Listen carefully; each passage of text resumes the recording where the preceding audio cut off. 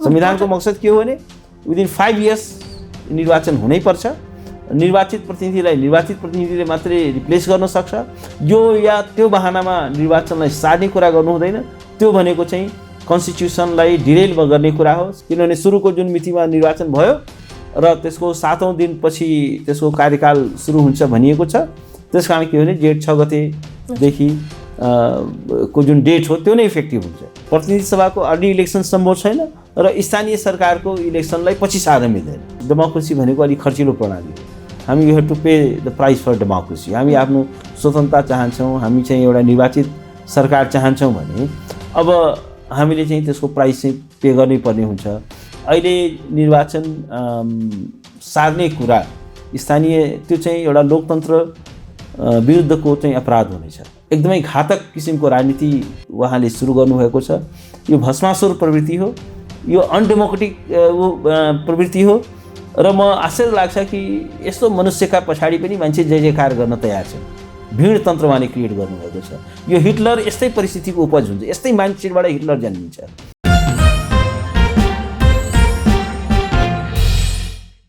नेपाल आजमा स्वागत छ सरलाई। आज मसँग हुनुहुन्छ वरिष्ठ अधिवक्ता दिनेश त्रिपाठी। म उहाँसँग स्थानीय निर्वाचनको पेरिफेरीमा रहेर कुराकानी गर्नेछु। आज सरलाई स्वागत छ कार्यक्रममा। थ्याङ्क यू, धन्यवाद। अब तपाईँहरूले हिजो गठबन्धनसँग कानुनविदहरूको एउटा सल्लाह पनि भयो होइन?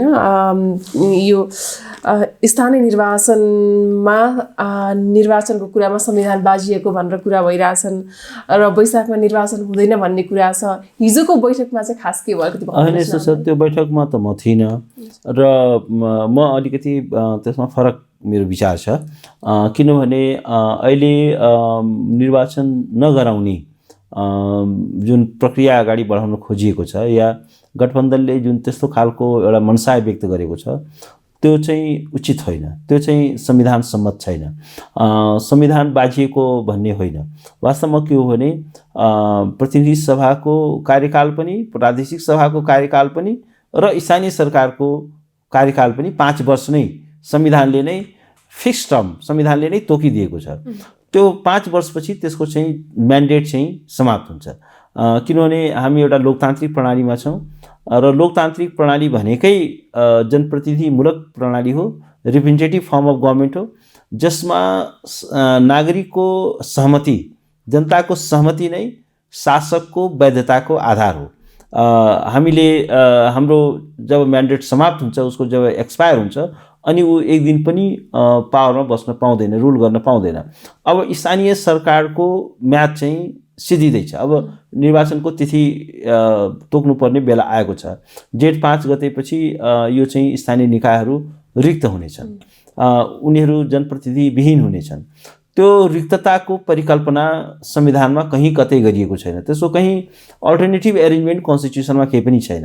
अब यो चाहिँ भनिएको छ 6 महिनाभित्र चुनाव गराउन सकिनेछ।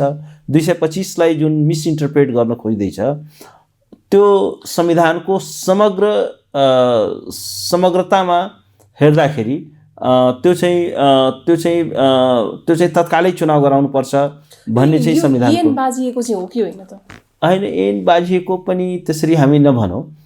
म के भन्छु भने संविधानले क्याटेगोरिकली 5 वर्षको कार्यकाल तोकेको छ, संविधानको धारा 215, 16 लगायतकाले। अब भनेपछि 5 वर्ष एक्सपायर हुने बित्ने बित्तिकै त म्यान्डेट त सिद्धियो।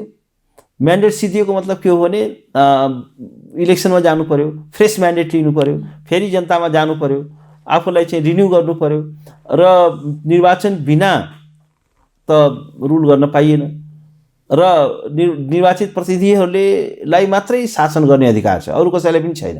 अरू कसैले पनि जस्तो भन्नुहोस् न, स्थानीय सरकारलाई संविधानले धेरै म्यान्डेट दिएको छ र त्यसको प्रयोग चाहिँ के छैन, स्थानीय सरकारले मात्रै प्रयोग गर्न सक्छ। त्यो त उसको एक्सक्लुसिभ जुरिडिक्सन हो। सबैको काम कर्तव्य र अधिकार संविधानले नै परिभाषित गरेको छ। केन्द्रीय सरकारको अधिकार के हुने, प्रान्तीयको के हुने, स्थानीयको के हुने भनेपछि त्यो एरिया जब कम्पिटेन्स जुन स्थानीय निकायलाई तोकेको छ, स्थानीय निकाय नभनौँ, स्थानीय तह या स्थानीय सरकारले भनौँ, स्थानीय तह पनि एउटा सरकार हो। तीन तहको सरकारको परिकल्पना गरिएको छ। हामी सङ्घीय प्रणालीमा छौँ। जसरी केन्द्रमा एक दिन पनि मुलुक चाहिँ प्रधानमन्त्री विहीन रहन सक्दैन, एक मिनट पनि रिक्तता हुन सक्दैन। त्यसै गरी स्थानीय सरकार पनि सरकार नै हो, त्यसको पनि रिक्तता हुन सक्दैन। त्यसकारण के हो भने त्यसको एउटा स्पिरिट चाहिँ के हो भने त्यो विदिन द टाइम फ्रेमभित्रै चुनाव गराउनुपर्छ भन्ने नै संविधानको स्पिरिट हो। र एउटा कुरा म के भन्छु भने संविधानको जहिले पनि एउटा गुड फेथमा इन्टरप्रिटेसन गर्नुपर्छ। कहाँनिर चाहिँ लोकतन्त्रलाई कमजोर गर्न सकिन्छ, कहाँनिर चाहिँ डेमोक्रेटिक प्रोसेसलाई हाइजेक गर्न सकिन्छ भन्ने माइन्डसेटबाट चाहिँ संविधानलाई बुझ्नु हुँदैन। संविधान कसरी पढ्ने, कसरी बुझ्ने भन्ने पनि त्यसका चाहिँ व्याख्याका केही नियमहरू छन्। त्यसमा के हुन्छ भने संविधानको कुनै पनि धारालाई एउटा अलग थलग गरेर हेरिनु हुँदैन, आइसोलेसनमा हेरिनु हुँदैन। संविधानको समग्र परिकल्पना के हो त्यसलाई हेर्नुपर्ने हुन्छ। समग्र परिकल्पना के हो भने नेपाल एउटा लोकतान्त्रिक मुलुक हो। लोकतन्त्र भनेकै के हो भने आवधिक निर्वाचन, बाली मताधिकार यसको हार्ट एन्ड सोल हो र निर्वाचित प्रतिनिधिहरूलाई मात्रै शासन गर्ने वैधता प्राप्त हुन्छ र अवधि नागेपछि त्यसको चाहिँ म्यान्डेट समाप्त हुन्छ। भनेपछि अब चाहिँ हैन 6 महिना पछि निर्वाचन गराउन पाउने संविधानले त्यो भन्न खोजेको होइन। संविधानले चाहिँ के भन्न खोजेको हो भने कहिलेकाहीँ संविधानमा अलिकति फ्लेक्सिबल प्रावधान पनि किन राखिन्छ भने कहिलेकाहीँ अब ठुलो क्राइसिस आइदियो, जस्तो अहिले त कोरोनाकै भन्नुहोस् न, कुनै ठुलो भूकम्प आयो, कोरोनाले नै धेरै ठुलो आपद विपद ल्याइदियो, चुनाव हुनै नसक्ने कुनै एउटा परिस्थिति भयो भने का लागि त्यो 6 महिनाभित्रको भने हो। तर 6 महिना भनेको चाहिँ 5 महिना 29 दिनमा चुनाव गराउनुपर्छ भन्न खोज्या होइन। 6 महिनाभित्र त्यो होइन, त्यो पनि के भने त्यो भने होइन। त्यो त के छ भने त्यो अवधि समाप्त हुनुभन्दा अगाडि नै नयाँ निर्वाचित प्रतिनिधिहरूले चाहिँ कार्यभार चाहिँ सम्हालिसक्नु पर्यो, किनभने रिक्तताको परिकल्पना गरेको छैन। फेरि एउटा कुरा के छ भने जस्तो केन्द्रमा केयरटेकर गभर्मेन्ट हुन्छ, अर्को प्रधानमन्त्रीले शपथ ग्रहण नगरेसम्म त्यो प्रधानमन्त्री रहिरहन्छ नि त। तर स्थानीय उसमा त्यो परिकल्पना छैन, कामचलाउ सरकारको परिकल्पनै छैन। त्यो निर्वाचित प्रतिनिधिले नै रिप्लेस गर्छ, बिचमा केही पनि इन्ट्रिम एरेन्जमेन्ट केही पनि छैन। यदि संविधानको यो मकसद हुँदो हो कि 5 महिना 29 दिनमा पनि चुनाव गराए हुन्छ या 5 महिना 29औं दिनमा चुनाव गराउँदा पनि भ्यालिड हुन्छ भन्ने चाहिँ यदि संविधानको परिकल्पना हुन्थ्यो भने संविधानले के पनि गर्थ्यो भने यो बिचमा को इन्ट्रिम एरेन्जमेन्ट के हुने, त्यसको आन्तरिक व्यवस्थापन कसरी हुने भन्ने विषयमा पनि संविधानले के बोल्थ्यो होला। त्यो के पनि बोलेको छैन। भनेपछि संविधानको त्यो चाहिँ मकसद त्यो होइन। संविधानको मकसद के हो भने विदिन 5 इयर्स निर्वाचन हुनैपर्छ, निर्वाचित प्रतिनिधिले मात्रै रिप्लेस गर्न सक्छ। यो या त्यो बहानामा निर्वाचनलाई सार्ने कुरा गर्नु हुँदैन। त्यो भनेको चाहिँ कन्स्टिट्युसनलाई डिरेल गर्ने कुरा हो, कन्स्टिट्युसनलाई सफल गर्ने कुरा हो, कन्स्टिट्युसनको डेमोक्रेटिक जुन स्पिरिट छ त्यसको जुन आत्मा हो त्यसलाई अन्डरमाइन गर्ने कुरा हो र त्यो चाहिँ संविधानको गलत व्याख्या हो। संविधानको जहिले पनि बुझाइ के हुनुपर्छ भने एउटा किताब आएको छ, धेरै पहिले मैले पढेको थिएँ, how not to read the constitution. संविधान पढ्दाखेरि एउटा लोकतान्त्रिक संविधानको लाई पढ्दाखेरि त्यो लोकतान्त्रिक संविधानको आत्मा नै पराजित हुने गरी, त्यसले चाहिँ एउटा अलोकतान्त्रिक अर्थ दिने गरी या त्यसले चाहिँ एउटा एब्सर्ड मिनिङ दिने गरी संविधान पढिनु पनि हुँदैन, बुझ्नु पनि हुँदैन। संविधान पढ्दाखेरि के छ भने यसको एउटा लोकतान्त्रिक मिनिङ के छ त्यो पो हो त। 5 महिना 29 दिनसम्म ग्याप राख्न पाउने गरी व्याख्या गर्नु हुँदैन। यो गठबन्धनले यो समयमा तोकेको समय सीमाभित्र स्थानीय चुनाव गर्न नचाहनुको कारण चाहिँ के हो? मेरो विचारमा चाहिँ गठबन्धनका लागि त्यो एकदमै कस्टली हुन्छ। यो चुनाव नगराउनु, चुनाव सार्नु र गिभन डेटमा चुनाव नगराउनुले तमाम संवैधानिक र राजनीतिक जटिलताहरू अपनाउनेछ। उहाँलाई के लाग्छ भने यो सजिलै हामीले चाह्यो भने गर्न सक्छौँ, तर त्यति सजिलो छैन। अहिले हेर्नुहोस् स्थानीय सरकारलाई जुन पावर दिएको छ, जस्तो स्कुलहरू अहिले स्थानीय सरकारले सञ्चालन गर्ने जिम्मा प्राइमेरी एजुकेसन, यो माध्यमिक एजुकेसन, त्यसको तलबहरू शिक्षकहरूले कहाँबाट पाउँछ? त्यो विद्यालयको सञ्चालन कसरी हुन्छ? त्यसको बजेट कसले स्याङ्सन गर्छ? कसले चाहिँ र एउटा कुरा के हो भने आम नागरिकको 80% 90% सरोकार चाहिँ के छ भने लोकल बडीसँग हुन्छ। प्रधानमन्त्रीसँग मान्छेको काम हुँदैन, वडासँग काम, वडा अध्यक्षसँग बिहाको चाहिँ दर्ता गराउनु पर्यो। अहिले त लेनदेनको पनि दर्ता वडामा गएर गर्नु पर्यो, 50,000 भन्दा बढी गरिदिया छ। कुनै पनि सिफारिस, कुनै पनि दर्ता वडाबाट गर्नु पर्यो, त्यसमा प्रतिनिधिले साइन गर्छ र त्यहाँ चाहिँ कर्मचारीले चलाउने कुनै व्यवस्था गरेको छैन। अनि 5 महिना 29 दिनसम्म चाहिँ त्यो रिक्त राखेर अनि त्यसको काम कसले गर्ने? अब केही मित्रहरूले भन्नुहुन्छ होइन त्यसमा चाहिँ एउटा काम चलाउ व्यवस्था गर्नुपर्छ। काम चलाउ व्यवस्था त्यसरी गर्न मिल्दैन। जुन कुरालाई संविधानले परिकल्पना गरेको छैन त्यो कुरालाई चाहिँ काम चलाउ व्यवस्था गर्न पनि त चाहिए, प्रतिनिधि चाहियो हैन। फेरि एउटा कुरा के हो भने अब अहिले यो चाहिँ कानुन संशोधन अहिले एमाले चाहिँ के छ भने पार्लियामेन्टै चल्न दिइरहेको छैन। अर्को कानुन बनाउने कुरा पनि त्यति सहज मैले देखाएको छैन। त्यसकारण के हो भने अहिले चाहिँ अरू कुरा नसोचौँ। म यो गठबन्धनलाई म कि फर द गड सेक उहाँले म के भन्छु भने सेन्स प्रिभेल गरोस् र उहाँले चाहिँ एउटा गम्भीर राजनीतिक इच्छा शक्ति देखाउनुहोस् र उहाँले चाहिँ समयमा चुनाव गराउनुहोस्। चुनाव नगराउँदाखेरि चाहिँ के छ भने उहाँहरूको चाहिँ डेमोक्रेटिक जुन क्रेडेन्सियल छ, जुन लोकतान्त्रिक उहाँहरूको जुन विश्वसनीयता त्यो सङ्कटमा पर्छ। लोकतन्त्रलाई स्थगित गर्ने, लोकतन्त्रलाई निस्तेज गर्ने, जनताको अधिकारलाई निस्तेज गर्ने चाहिँ काम चाहिँ कहीँ कतैबाट हुनु हुँदैन। त्यो कुरा राष्ट्रले स्वीकार गर्दैन, राष्ट्रको लोकतान्त्रिक चेतनाले स्वीकार गर्दैन। हामी चाहिँ के छ भने 20औं वर्षमा हामीले एउटा कटु अनुभव भयो कि विदाउट लोकल गभर्मेन्ट चाहिँ के छ भने हामीले त्यस्तो समय पनि भोग्नु पर्यो र त्यो दिनहरू कति कष्टकर थिए। त्यहाँको होल डेभलपमेन्ट प्रोसेस चाहिँ रोकियो, फन्डको चाहिँ म्यासिभ चाहिँ मिसयुज हो, जनताको डे टु डे काम हुन पाएन, एउटा धेरै ठुलो डेमोक्रेटिक भ्याकुम थियो। अब अहिले पुनः चाहिँ के छ जब हामी यत्रो कन्स्टिट्युसन बनाइसक्यौँ, सारा भइसक्यो, एउटा चाहिँ एउटा हामी स्मुथ एउटा फङ्सनिङ अफ डेमोक्रेसीमा छौँ। अब अहिले संविधान जारी भएको पहिल्यै स्थानीय सरकार नै समयमा त्यसको निर्वाचनै गराउन सकेन भने यो नेसनली पनि इन्टरनेसनली पनि एकदमै रङ म्यासेज जान्छ र यसले सरकारको जुन डेमोक्रेटिक क्रेडिबिलिटीमाथि धेरै ठुलो चाहिँ के छ भने आघात गर्छ जस्तो मलाई लाग्छ। यो अहिलेको सेनारियो हेर्दाखेरि वैशाखमा चुनाव हुने कतिको सम्भावना छ? अब होइन, चुनाव गराउनै पर्छ। उहाँहरूको चाहिँ इच्छा शक्ति खुट्टा कमाइरहनु भएको छ। अब त्यो किन हो, खुट्टा कमाउनु पर्ने म कुनै कारण देख्दिनँ। अहिले चाहिँ अब कोरोना महामारीको तर्क दिनु होला, तर के हो भने अब संसारका धेरै मुलुकमा महामारीकै बिचमा चुनाव भइरहेको छ। कहीँ पनि डेमोक्रेटिक प्रोसेसलाई पोस्टपोन गरिएको छैन। त्यसका सुरक्षा मापदण्डहरू, स्वास्थ्यका मापदण्डहरू चाहिँ अपनाउन सकिन्छ, तर त्यसले चाहिँ एउटा डेमोक्रेटिक प्रोसेसलाई, एउटा कन्स्टिट्युसनल प्रोसेसलाई चाहिँ हाइजेक गर्ने, डिरेल गर्ने चाहिँ त्यो लग्जरी, त्यो सुविधा कसैलाई पनि प्राप्त छैन। त्यस कारण गठबन्धनका मित्रहरूले यो संविधानलाई करेक्टली बुझ्नु पर्यो र संविधानको लेटर एन्ड स्पिरिटलाई चाहिँ के छ भने कार्यान्वयन गर्नु पर्यो। त्यसकारण अवधि नाघिसकेपछि त्यहाँ चाहिँ एउटा भ्याकुम चाहिँ क्रिएट गर्न पाइँदैन। त्यो संविधानको परिकल्पना डिफिट हुने गरी संविधानको व्याख्या गर्न पनि मिल्दैन। 6 महिनाभित्र भनेको 6 महिना कार्यकाल सिद्धिनुभन्दा अगाडि नै त्यो निर्वाचन गराउनु पर्ने हो, गराउनै पर्छ, किनभने 5 वर्ष तोकेको छ। संविधानको एउटा धारालाई अर्को धारासँग खण्डन हुने गरी त्यो संविधानको आधारभूत परिकल्पना नै, किनभने हेर्नुहोस् संविधानले सोभरेन्टी त पिपुलमा दिएको छ नि त। पिपुलको कन्सेन्ट बिना त शासन गर्न पाइएन नि। अनि पिपुलको सोभरेन्टी नै निस्तेज हुने गरी संविधानको व्याख्या गर्न मिल्छ।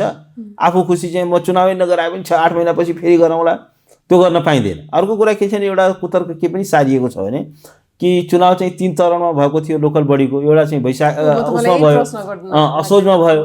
त्यस कारण के छ भने अब असोज र वैशाखको बिचमा 4-5 महिनाको ग्याप छ। त्यस कारण त्यो कारणले पनि त्यो सुविधा छ, त्यो कुरा होइन, त्यो गलत तर्क हो। त्यो चाहिँ स्थानीय निर्वाचन ऐन जुन छ त्यसको दफा 4 ले क्याटेगोरिकली यो बन्दोबस्त गरेको छ कि जुन पहिलो चुनाव जुन मितिमा भयो त्यहीँदेखि काउन्ट हुन्छ। अर्थात् के चाहिँ के छ तीनवटा फरक मितिमा निर्वाचन भए पनि जेठ चाहिँ के छ भने 6 गते पछि चाहिँ के छ भने सबैको कार्यकाल सिद्धिन्छ, एउटैको तिनै तहको होइन, मतलब 3वटा चरणमा स्थानीय सरकारको चुनाव भयो नि त। त 3वटा फरक मितिमा भएपछि यो चाहिँ असोजको चाहिँ असोजमा भएकोले त्यसको 6 महिना भनेर काउन्ट हुँदैन। जेठ त्यही एउटै मिति, किनभने सुरुको जुन मितिमा निर्वाचन भयो र त्यसको 7औं दिनपछि त्यसको कार्यकाल सुरु हुन्छ भनिएको छ।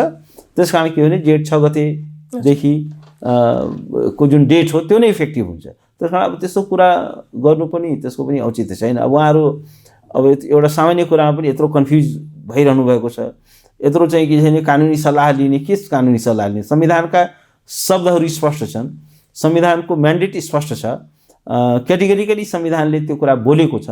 अब त्यसमा मलाई लाग्छ अल्मेलिनु हुँदैन। यो वा त्यो बहानामा चाहिँ संवैधानिक प्रक्रियालाई डिरेल गर्न, हाइजेक गर्न, पिपुलको सभरेन्टिटीलाई अन्डरमाइन गर्न, नागरिकलाई चाहिँ के छ भने आफ्नो निर्वाचित जनप्रतिनिधिबाट मात्रै शासित हुने अधिकार छ, गुड गभर्नेन्सको राइट छ। त्यसकारण इफेक्टिभ पोलिटिकल प्रोसेसमा इफेक्टिभ पार्टिसिपेसनको राइट छ। त्यसकारण त्यो कुरालाई स्थगित गर्न मिल्दैन। यो 3 तहको निर्वाचन तपाईँले पनि कुरा निकालिहाल्नु भयो, थोरै भए पनि 3 तहको निर्वाचन पनि एकैचोटि हुने भन्ने पनि कुरा छ, एउटै मितिमा गर्ने भनेर। यो कतिको सम्भव हुन्छ, सजिलो छ कि छैन? किन यो कुरा उठाइराख्नु भएको हो? किनकि धेरैजनाले त्यो सम्भव छैन पनि भनिराख्नु भएको छ होइन? अब त्यो चाहिँ सम्भव छैन, किनभने के हो भने जस्तो अहिले खास गरी प्रतिनिधि सभाको भनौँ, प्रतिनिधि सभाको 2 चोटि प्रतिनिधि सभालाई विघटन गरियो र सर्वोच्च अदालतको आदेशले प्रतिनिधि सभा बहाल भयो। सर्वोच्च अदालतको आदेशले बहाल भयो र त्यसपछि प्रधानमन्त्रीले विश्वासको मत लिनुभयो र नयाँ सरकार बन्यो। अब के हो भने यो सरकार चाहिँ के छ भने बिचमै यो प्रतिनिधि सभा भङ्ग गर्ने कुनै चाहिँ एरेन्जमेन्ट छैन त्यहाँ।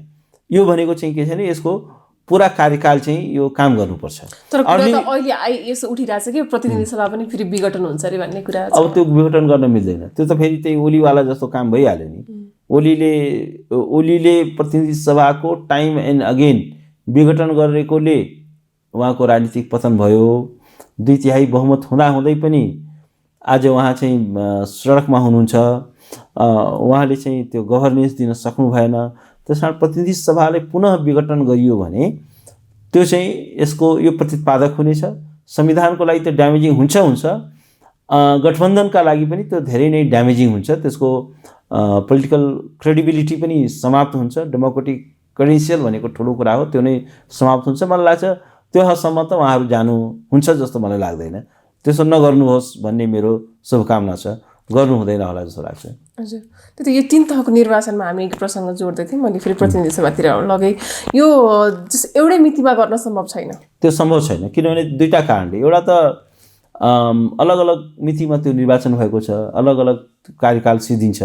त्यसमा पनि अब अहिले प्रतिनिधि सभाको अर्ली इलेक्सन सम्भव छैन, प्रतिनिधि सभाको अर्ली इलेक्सन सम्भव छैन र स्थानीय सरकारको इलेक्सनलाई पछि सार्न मिल्दैन भनेपछि अब एउटै मितिमा हुन सक्ने भएन। अर्ली इलेक्सनलाई संविधानले परिकल्पना गरेको छैन, हाउस त्यसरी डिजल्भ गर्न पनि मिल्दैन भनेपछि प्रतिनिधि सभाको निर्वाचनलाई यता सार्न मिलेन।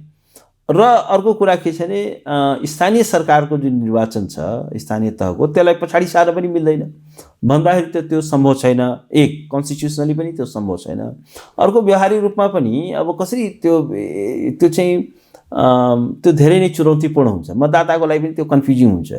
त्यो मतपत्र नै अब 3-3वटा 4-4वटा मतपत्र स्थानीय तहको आफैमा त्यो कम्प्लिकेटेड हुन्छ त्यो मतपत्र नै। अनि त्यो सबै कुरा गर्नलाई व्यवस्थापकीय दृष्टिकोणले पनि त्यो सम्भव हुँदैन। सेक्युरिटी एरेन्जमेन्ट पनि त्यो धेरै नै गाह्रो हुन्छ। त्यसकारण मेरो विचारमा त्यो चाहिँ व्यावहारिक रूपमा पनि र चाहिँ संवैधानिक रूपमा पनि त्यो सम्भव छैन। अर्को कुरा के छ भने खालि यो खर्च कम हुन्छ। खर्च अब अफकोर्स डेमोक्रेसी भनेको अलिक खर्चिलो प्रणाली हो। हामी you have to pay the price for democracy. हामी आफ्नो स्वतन्त्रता चाहन्छौँ, हामी चाहिँ एउटा निर्वाचित सरकार चाहन्छौँ भने अब हामीले चाहिँ त्यसको प्राइस चाहिँ पे गर्नै पर्ने हुन्छ र त्यसलाई चाहिँ त्यो खर्चको नाममा खर्च कटौती गर्ने नाममा, किनभने यत्रो ठुलो रिसोर्सेसहरूको यत्रो मिसयुज भइरहेको छ होइन।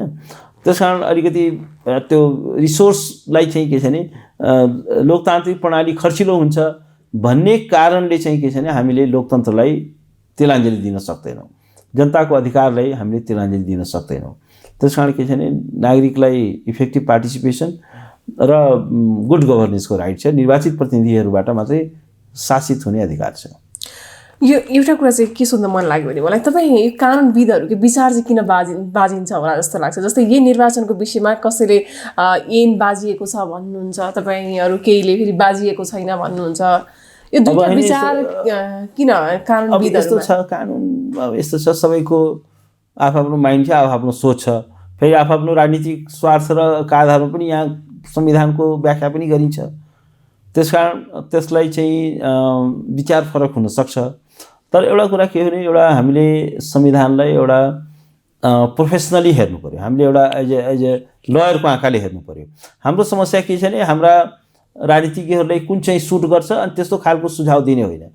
बिरामीलाई सोधेर डक्टरले प्रिस्क्रिप्सन लेख्ने होइन।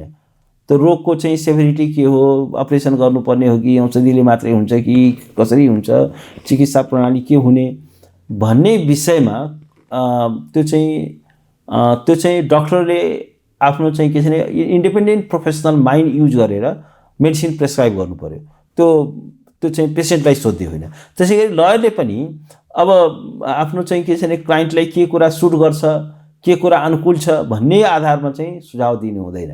लयरको काम चाहिँ के छ भने प्रोफेसनल एडभाइस दिने हो। संविधानको बन्दोबस्त यो छ, स्पिरिट यो त्यो हो, त्यो अनुसार चाहिँ हामीले सुझाव दिनुपर्छ र त्यो प्रोसेसलाई चाहिँ त्यसका प्रति एउटा फुल प्रोफेसनलिजम हुनुपर्छ।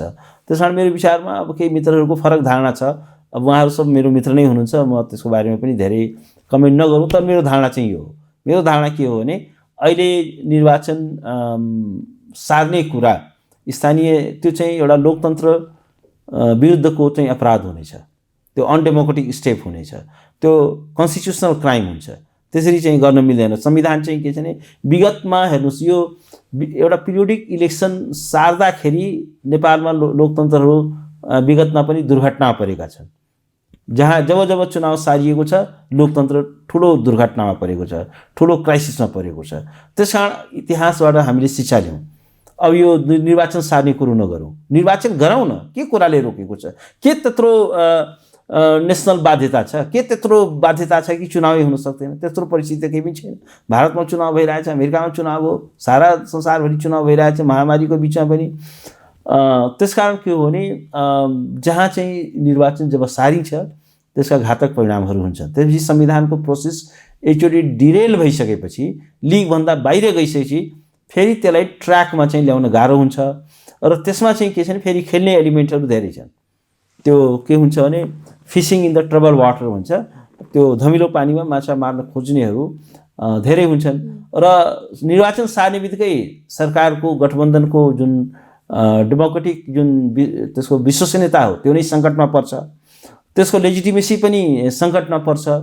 किनभने अब लोकतन्त्रको रक्षा गर्न, संविधानको रक्षा गर्न भनेर यो गठबन्धन बनाएको छ। अब आफ्नो चाहिँ अवसरवादी स्टेप गर्न थाल्यो भने त त्यसले त ड्यामेजिङ हुन्छ। त्यस कारण के हो भने under any circumstances, under any cost निर्वाचन गराउँदाखेरि नै गठबन्धनलाई फाइदा छ। को जित्छ को हार्छ भन्ने कुरा होइन। फेरि के हुन्छ भने यो निर्वाचन भन्ने कुरा यो चाहिँ आफ्नो अनुकूलतामा चुनाव गराउँछु, प्रतिकूलतामा गराउँदिनँ भन्ने लोकतन्त्रमा हुँदैन। संसारका अरू देशहरूमा त के छ भने निर्वाचन आयोगले नै मिति तोक्छ। किनभने के हुन्छ भने त्यो एक्जिक्युटिभलाई दियो भने, कार्यपालिकालाई निर्वाचनको मिति तोक्न दियो भने उसले आफ्नो सुविधामा गर्न थाल्छ। त्यसले गर्दाखेरि के हो भने एकदम बढ्दो छ हो। त्यसकारण मेरो विचारमा अब त संविधान नै संशोधन गरेर यसबाट हामीले के पनि लेसन लियौँ भने संवैधानिक बन्दोबस्त के गर्नु पर्यो भने निर्वाचन आयोगलाई नै निर्वाचनको तिथि मिति तोक्ने अधिकार चाहिँ दिनुपर्छ। त्यो भएन भने यस्तै चलखेलहरू हुन्छ। त्यसकारण के छ भने यो संविधानलाई चाहिँ राजनीतिक दलको सहमति यो कुरालाई चिनेको छैन। फिक्स कार्यकाल छ, त्यो कार्यकालभित्र जुन तहको कार्यकाल सिद्धिन्छ त्यो तहको चाहिँ निर्वाचन हुँदै जानु पर्यो। त्यो नै लोकतन्त्रको आत्मा हो, त्यो नै लोकतन्त्रको स्पिरिट हो, संविधानको स्पिरिट पनि त्यही नै हो। निर्वाचन आयोगले यो निर्वाचनको मिति तोक्ने अहिले अब समय आउँदैछ तोक्ने, होइन? तपाईँहरूले के विश्लेषण गर्नुभएको छ? निर्वाचन आयोगले अब तोक्ला कि नतोक्ला? यस्तो छ, अब अहिले ऐनमै व्यवस्था के छ भने सरकारले निर्वाचन आयोगसँगको कन्सल्टेसनमा गर्ने भनेको छ। त्यस कारण के छ भने जस्तो भारतमा चाहिँ के छ निर्वाचन आयोगले नै तोक्छ, त्यसमा चाहिँ सरकारले कुनै से हुँदैन, जहाँ चाहिँ नरेन्द्र मोदीको केही पनि चल्दैन। निर्वाचन आयोगले भने यो मितिमा हुन्छ हुन्छ, यदि चरणमा हुन्छ हुन्छ भनेपछि त्यही अनुसार हुन्छ। हामी कहाँ चाहिँ अब संवैधानिक व्यवस्था त्यो छैन। ऐनमा पनि जस्तो स्थानीय यो ऐनमा पनि के भनियो भने दफा 4 मै हो, के भनियो भने सरकारले तोक्नेछ with consultation with election commission भन्दाखेरि इलेक्सन कमिसनको सोल जुरिडिक्सन छैन, उसको चाहिँ एउटा कन्सल्टेटिभ स्ट्याटस मात्रै भयो। कार्यपालिकाले नै हामीले चुनावको मिति तोक्ने अधिकार दिएको कारणले गर्दाखेरि पनि यो चाहिँ समस्या आएको हो। किनभने अनि त्यहाँ चाहिँ चलखेल हुन थाल्छ, आफ्नो अनुकूलता र प्रतिकूलताहरू हेरिन्छ र लोकतन्त्रलाई आफ्नो अनुकूलता र प्रतिकूलतामा हेरिँदैन। अल्टिमेटली के छ भने यो सिटिजन सेन्ट्रिक प्रणाली हो, नागरिक केन्द्रित प्रणाली हो, जे गर्दाखेरि राष्ट्रलाई फाइदा हुन्छ, नागरिकलाई फाइदा हुन्छ, नागरिकको इम्पावरमेन्ट हुन्छ, नागरिकको अधिकार बढ्छ, त्यो आधारमा पो सञ्चालित हुनु पर्यो। राजनीतिक दललाई कुन राजनीतिक दललाई कहाँ फाइदा हुन्छ। अब अहिले त के देखिन्छ भने इनसाइड स्टोरी प्रचण्डजी को चाहिँ यसमा व्यापक चलखेल छ, किनभने उहाँलाई थाहा छ कि उहाँले चाहिँ इलेक्टोरल गेन उहाँको हुनेवाला छैन, लुजर हुनुहुन्छ। तर मलाई के लाग्छ भने उहाँले अब अरू गठबन्धन पार्टनरहरूलाई ड्र्याग गर्न खोजिरहनु भएको छ। तर मेरो विचारमा के छ भने it is writing in the wall. अहिले चाहिँ के छ भने मुलुकको जुन डेमोक्रेटिक फोर्सले के बुझ्नु जरुरी छ भने चुनाव गराउँदाखेरि पोलिटिकली पनि फाइदाजनक हुन्छ र संविधान पनि को पनि ट्र्याकमा रहन्छ। त्यसकारण अन्यथा अरू चाहिँ सोच्नु हुँदैन। राजनीतिक पार्टीहरूमा जनताको विश्वास पनि बढिरहन्छ अफकोर्स नि। उहाँहरूले चाहिँ आफ्नो पोलिटिकल एउटा क्रेडिबिलिटी बढ्छ नि। क्रेडिबिलिटी एकचोटि लुज भइसकेपछि त्यसलाई रिगेन गर्न सकिँदैन। एकचोटि मान्छेले आफ्नो विश्वसनीयता गुमाइसकेपछि त्यसलाई रिगेन गर्न भन्ने कुरा बडो गाह्रो हुन्छ। त्यसकारण मेरो विचारमा चाहिँ के छ भने हामीले कन्स्टिट्युसनल पोलिटिक्स गर्नु पर्यो। संविधानको 4 किल्लाभित्र रहेर, संविधानको 4 दिवारीभित्र रहेर राजनीति गऱ्यौँ भने त्यसले पिपुललाई पनि फाइदा गर्छ, राष्ट्रलाई पनि फाइदा गर्छ, मुलुकको स्टेबिलिटीको लागि पनि त्यो फाइदा हुन्छ। एकचोटि इलेक्सन सारियो भने फेरि यहाँ चाहिँ धेरै किसिमको चलखेल हुन्छ, धेरै किसिमको तत्त्व कुतत्त्वहरू यो प्लेयरहरू हुन्छन् र त्यसपछि के छ भने अब यो प्रोसेस फेरि कहाँ पुग्छ। हामीले कतिचोटि संविधान लेख्ने, संविधान एउटा लेख्यो एक कार्यकाल पनि पुरा नहुँदै फेरि यहाँ चाहिँ चलखेल हुँदो रहेछ। त भन्दाखेरि के हो भने अब अहिले बल्ल बल्ल यो संविधान अलिकति ट्र्याकमा आयो। दुईचोटि त संविधान सभा यो प्रतिनिधि सभा नै विघटन गरियो, बल्ल बल्ल सर्वोच्च अदालतले ट्र्याकमा ल्याएको छ। अब स्थानीय निर्वाचनको बहानामा फेरि यो प्रोसेस चाहिँ बिथोलिन सक्छ। रिस्क फ्याक्टर हाई छ। निर्वाचन नगराउनुको पोलिटिकल्ली पनि यो जोखिमयुक्त छ, पोलिटिकली पनि यो रिस्की छ। त्यो चाहिँ एउटा चाहिँ अज्ञात यात्रामा हामीले यात्रा गरेको जस्तो हुन्छ। संविधानले परिकल्पना नगरेको कुरामा हामीले प्रवेश गर्छौँ, अनचार्टेड टेरिटोरीमा हामी प्रवेश गर्छौँ। त्यसको बारेमा संविधानसँग कुनै सपना छैन, त्यसको रोडम्याप छैन। जेठ 5 गतेपछि के हुने, स्थानीय सरकारको एरेन्जमेन्ट के हुने, कसले सञ्चालन गर्ने, कसरी सञ्चालन हुने भन्ने विषयमा चाहिँ संविधानले परिकल्पना गरेको छैन। संविधानले जुन कुरालाई परिकल्पना गरेको छैन त्यसलाई अब विधायिकाले परिकल्पना गर्न मिल्दैन। संविधानको चाहिँ के छ भने म्यान्डेट के हो भने 5 इयर्स एन्ड विदिन 5 इयर्स एउटा अर्को इलेक्टेड पदाधिकारीहरूले त्यसलाई चाहिँ रिप्लेस गर्नुपर्छ, त्यति मात्रै हो। कन्स्टिट्युसन इज सो सिम्पल, त्यसमा कुनै जटिलता मैले देखेको छैन। जटिलता हाम्रो चाहिँ माइन्डमा छ। संविधानलाई तपाईँले कपटपूर्ण तरिकाले हेर्न थाल्नुभयो र आफ्नो फाइदा र नोक्सानको आधारमा हेर्न थाल्नुभयो भने अनि जटिलता हुन्छ। त्यस कारण के छ भने संविधानलाई एउटा गुड फेथमा चाहिँ यसलाई चाहिँ हामी यसको लेटर एन्ड स्पिरिटमा चाहिँ हामी यसलाई लागू गरौँ, कार्यान्वयन गरौँ। अब गठबन्धनको सरकार छ, प्रतिपक्षमा अहिले यतिखेर एउटा पार्टी देखिएको छ नेकपा एमाले, जसले लगातार संसद अवरुद्ध गरिराखेको छ। तपाईँहरूले यो संसद अवरुद्धलाई चाहिँ कसरी विश्लेषण गर्नुहुन्छ, कसरी हेर्नुहुन्छ? अब मेरो विचारमा चाहिँ ओलीजी चाहिँ के हो भने उहाँ चाहिँ एउटा डेमोक्रेटिक पर्सनालिटी होइन। उहाँको चाहिँ के हो भने आफू भए ठिक अरू कसैलाई चाहिँ हुनै नदिने, कामै गर्न नदिने, एउटा एकदमै कम्प्लिट एउटा चाहिँ नेगेसनको पोलिटिक्स, निषेधको राजनीतिमा उहाँ विश्वास गर्नुहुन्छ। तर लोकतान्त्रिक पोलिटिक्स भनेको चाहिँ निषेधको राजनीति हुँदैन। त्यहाँ चाहिँ के हुन्छ भने ठिकै छ, एउटा रुल अफ गेम हुन्छ र त्यो रुल अफ गेमलाई मानेर कहिले को पावरमा आउँछ, कहिले को पावरमा हुन्छ, कहिले उहाँ सत्तारूढमा हुन्छ, कहिले अपोजिसनमा हुनुहुन्छ उहाँलाई। तर उहाँ चाहिँ के हो भने उहाँको कस्तो देखिन्छ भने फासिस्ट माइन्डसेट देखिन्छ। एउटा इलेक्टेड पार्लियामेन्टलाई उहाँले चाहिँ के छ भने आज कति महिना भइसक्यो त्यसलाई पुरै प्यारालाइज गर्नु हो, डिफङ्क्ट बनाउनु हो। मेरो विचारमा यो चाहिँ लोकतन्त्र विरुद्धको गम्भीर कसुर हो, लोकतन्त्र विरुद्धको गम्भीर अपराध हो, जनताको पपुलर सोभरेन्टीमाथिको यो गम्भीर कसुर हो। त्यसलाई ही सबभर्टिङ द कन्स्टिट्युसन, उहाँले चाहिँ डिरेल गर्दै हुनुहुन्छ। र वास्तवमा के छ भने उहाँको एजेन्डा भनेको डेमोक्रेटिक एजेन्डा होइन, यो चाहिँ भनेको अनडेमोक्रेटिक एजेन्डा हो र उहाँको चाहिँ फासिस्ट एजेन्डा हो। उहाँ चाहिँ जस्तो हिजो वक्तव्य दिनु हो, त्यो त उहाँले चाहिँ के छ भने एउटा अपोजिसनको लिडर, त्यो त लोकतन्त्रको एउटा ब्युटी हो भने विरोधलाई पनि एउटा संस्थागत गरिएको हुन्छ। तपाईँ एउटा अपोजिसन पार्टीको लिडर हो, तपाईँ चाहिँ के छ भने तपाईँको विरोधलाई पनि सम्मान गरिन्छ। एउटा कन्स्टिट्युसन मिन्सबाट पार्लियामेन्टमा तपाईँले आफ्नो असहमति, विरोध सारा कुरा राख्न सक्नुहुन्छ।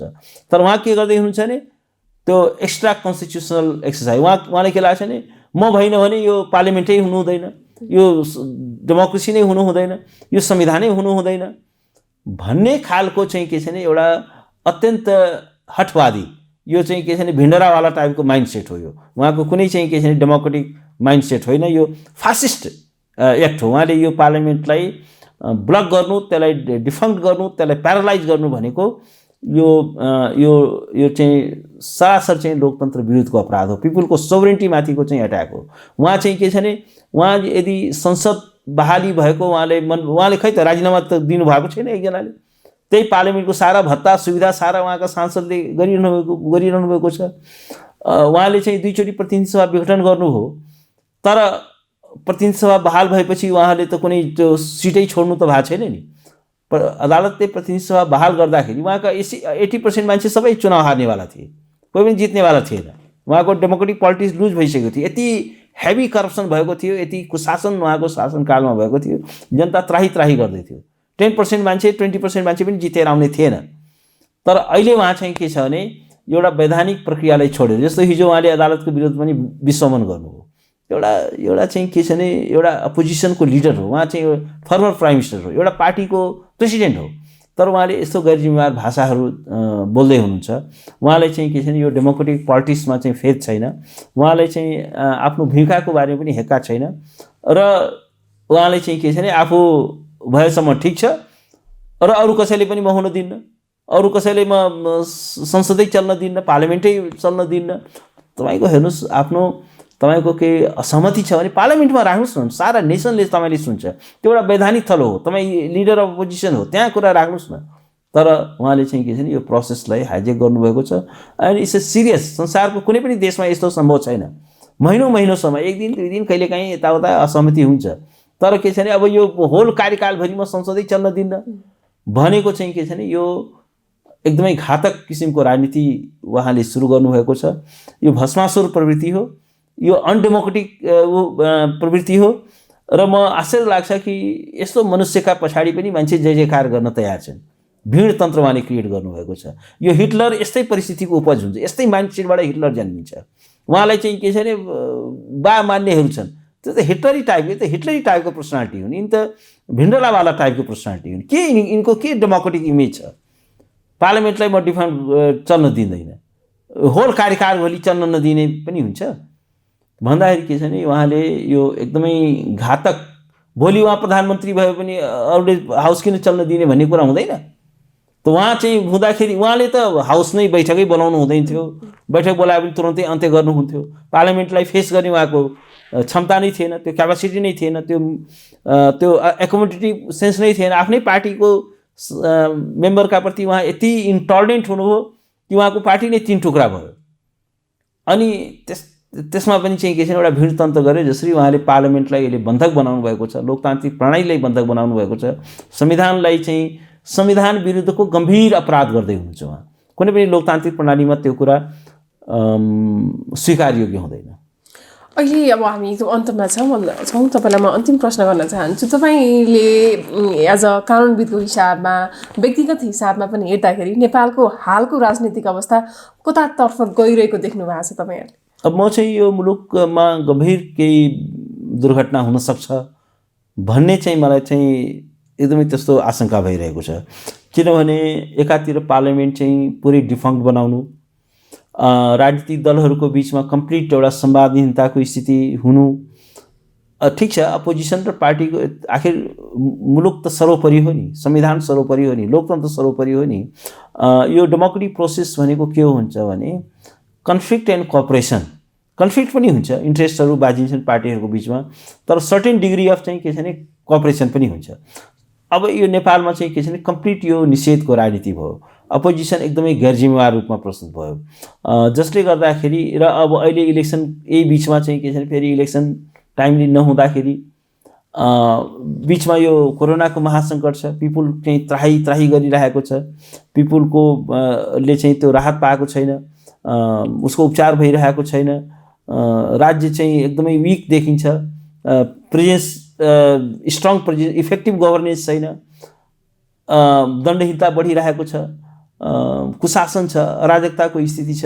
त्यसकारण के हो भने यो त्यति आशा लाग्दो स्थिति छैन। एउटा पोलिटिक्स अफ होप यो मुलुकमा जेनेरेट हुन सकेको छैन। एउटा एक किसिमको निराशाको मनोविज्ञान यो मुलुकमा हावी हुँदैछ। यो निराशा भनेको चाहिँ लोकतान्त्रिक प्रणालीमा सबैभन्दा खतरनाक कुरा हो, किनभने जनताको आशा नै लोकतन्त्रको एउटा चाहिँ दियो हो।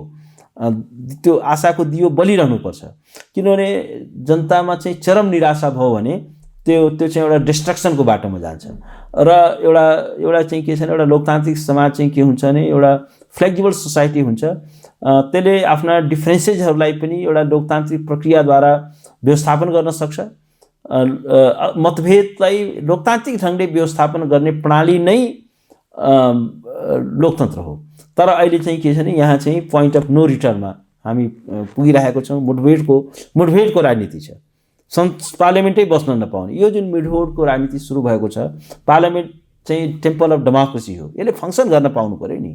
अब त्यो डिफङ्क्ट बनाइयो, प्रतिनिधि सभा डिफङ्क्ट हुनुको मतलब, पार्लियामेन्ट डिफङ्क्ट हुनुको मतलब के अरे डेमोक्रेसी डिफङ्क्ट हुनु हो। पिपुलको सोभरेन्टी चाहिँ क्रियाशील नहुनु हो। पिपुलको चाहिँ के छ भने सोभरेन्टीलाई एउटा क्रियाशील गराउने ठाउँ त संसद हो नि, त्यो नै डिफङ्क्ट हुनु हो। त्यस कारण के छ भने खतराहरू, गम्भीर खतराहरू छन्, चुनौतीहरू छन्, र यो चुनौती र खतरालाई कसरी जित्ने भन्ने चाहिँ के छ भने गम्भीर सवालहरू छ अहिलेको परिस्थितिमा। हस् सर, यहाँले आफ्नो एकदम महत्त्वपूर्ण समय हाम्रो लागि दिनुभयो। समय र संवादको लागि धेरै धेरै धन्यवाद। Thank you so much. मलाई निम्त्याउनु भयो, आफ्नो विचार राख्ने मौका दिनुभयो, धेरै धन्यवाद। एक्सक्लुसिभ इन्टरभ्यू, रोचक र ज्ञानवर्धक सूचनाका लागि नेपाल आज सब्स्क्राइब गर्नुहोस्। हाम्रा भिडियोहरू सुरुमै हेर्नका लागि क्लिक गर्नुहोस् यो घन्टीमा।